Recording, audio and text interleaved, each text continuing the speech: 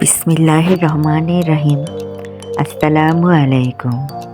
Simple by lifestyle Shimla channel থেকে বলছি আমি শিমলা। আপনাদের সাথে আমি আজকে আমার নতুন ভিডিও শেয়ার করতে যাচ্ছি।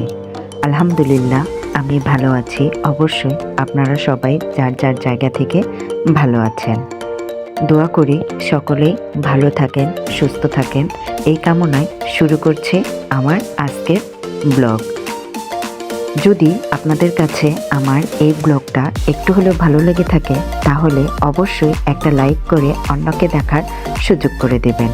আর যদি একটু বেশি ভালো লেগে থাকে তাহলে আমার চ্যানেলটি সাবস্ক্রাইব করে বেল আইকনটি অন করে দিবেন।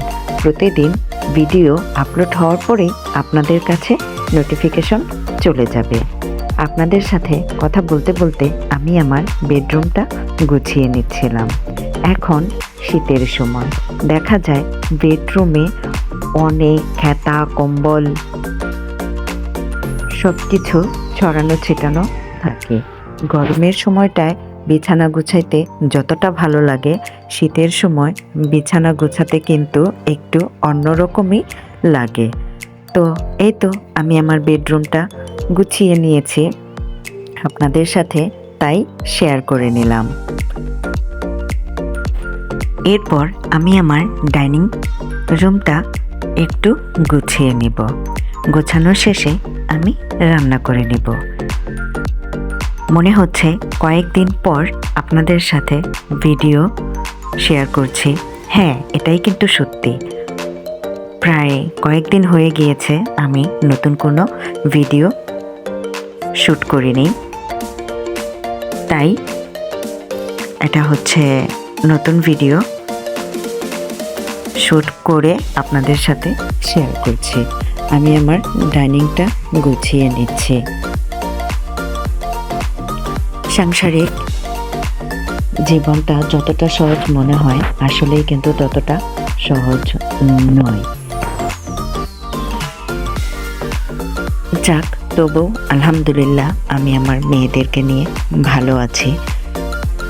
কে কি বললো, কে কি না করলো সেসব এখন আর তোয়াক্কা করি না, কারণ সব কিছু ছেড়ে দিয়েছি। এটা আমি জানি আর চাই না যে সব কিছুই সবাই জানুক বা শেয়ার করি। তো যতটুকু বলার ততটুকুই বললাম। আলহামদুলিল্লাহ আমি ভালো আছি আমার মেয়েদেরকে নিয়ে। আপনারা দোয়া করবেন আমার মেয়েদের জন্য, আমি যেন আমার মেয়েদেরকে ভালোভাবে মানুষ করতে পারি, এতটুকুই আপনাদের কাছে চাওয়া। এরপর আমি দুপুরের রান্নাটা করে নিচ্ছি। দুপুরের রান্নায় রেখেছিলাম, দেখতেই পাচ্ছেন রান্না করেছি। তো রান্নার রেসিপিটা আর কি বলবো, তারপরেও একটু বলছি। আমি প্যানটা গরম করে দিয়ে তেল দিয়ে সেখানে পেঁয়াজ কুচি দিয়ে একটু ভেজে নিয়ে অ্যাড করে দিয়েছি আদা রসুনের পেস্ট। এরপর দিয়ে দিয়েছি পরিমাণ মতো লবণ, তারপর ধনিয়া গুঁড়া, মরিচের গুঁড়া, হলুদের গুঁড়া, জিরা গুঁড়া দিয়ে একটু মশলাটা কষিয়ে নিচ্ছি। এরপর আমি আগে থেকে পরিষ্কার করে রেখেছিলাম শুটকি মাছ। আজকে আমি রান্না করেছি আলু বেগুন দিয়ে শুটকি মাছ এবং সাথে টমেটো অ্যাড করে দিয়েছি। এরপর সবজিগুলো দিয়ে আমি মশলাটা সুন্দর করে কষিয়ে নেব সবজির সাথে।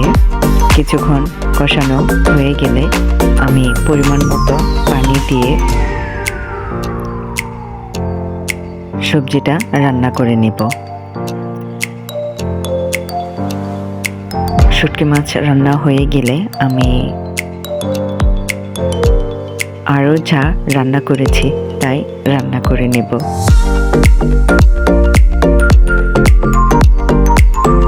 আমার কাছে আলু বেগুনের শুটকি মাছটা খেতে অনেক ভালো লাগে। আশা করি আপনাদেরও কারো না কারো অবশ্যই ভালো লাগবে। এই তো আমার রান্নাটা প্রায় হয়ে গিয়েছে, এখন আমি নামিয়ে নিব। উপরে একটু ধনিয়া পাতা দিয়ে দিচ্ছি, দিয়ে আমি শুটকি মাছের তরকারিটা নামিয়ে নেব।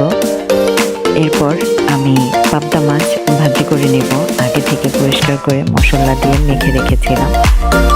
পাবদা মাছটা আমি ভুনা করব টমেটো দিয়ে। এই ছিল আমার দুপুরের রান্নায়। তো সব কিছুই আপনাদের সাথে একটু একটু করে শেয়ার করে নিলাম। আশা করি ভালো লাগবে আপনাদের কাছে।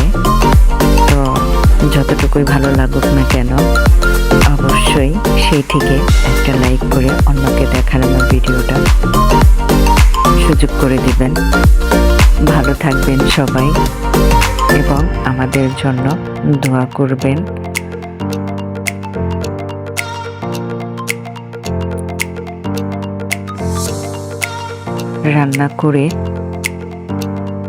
রান্না করতে যতটা সহজ হয়, রান্নার পরে কিন্তু সেই সব কাজগুলা গোছাতে আরো অনেক কঠিন হয়ে পড়ে। কারণ রান্না করতে গিয়ে তো অনেক থালা বাসন সব কিছু নোংরা হয়ে যায়।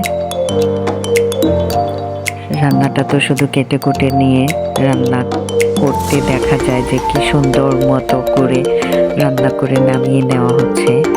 অবশ্যই এই রান্না করতে কতগুলো জিনিস নোংরা হয় সেটা আজকে আমি আমার এই ভিডিওতে দেখিয়ে দেব আপনাদের সাথে, যে রান্নার শেষে আমি কতগুলা বাসন ক্লিন করেছি। তো এই তো হয়ে গিয়েছে আমার পাবদা মাছ ভুনা করা। সাথে রেখেছিলাম ডিমটা রান্না করে নিই, শুধু একটু হলুদ লবণ দিয়ে তেলে ভেজে নিয়েছি।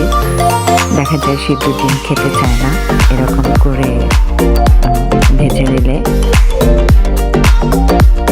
খায় আর কি। এই তো হয়ে গিয়েছে পাবদা মাছ রান্না। এই ছিল আজকের আয়োজন। তো এরপর দেখে নেন আমি কতগুলা বাসন ধুয়ে নিচ্ছি। দেখেছেন রান্না করার শেষে কত কিছু নোংরা হয়। তো ভালো থাকবেন। আজকের মতো এ পর্যন্তই। দোয়া করবেন আমাদের জন্য। আল্লাহ তাআলা সকলকেই ভালো রাখুক, সুস্থ রাখুক, এই কামনাই করি। সবার জন্যই দোয়া করি, সবাইকে যেন ভালো